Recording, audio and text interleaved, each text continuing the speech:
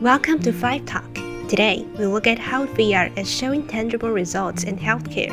Virtual reality is already widely used in the medical field, such as in medical training and supporting specialist techniques. Now, doctors are applying VR to reduce stress and even pain in their patients.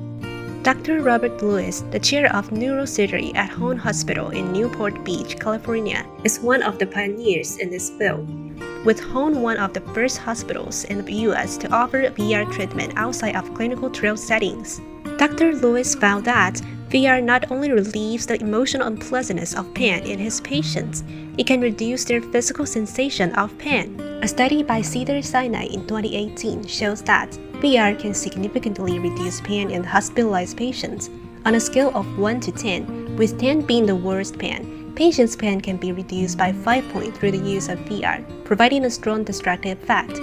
And significant reductions in pain means less need for opioids, which in turn helps prevent opioid addictions. Home Hospital has used VR therapy widely during the pandemic, enabling patients to enjoy VR experiences like an up-close encounter with a virtual blue whale or visiting a new land.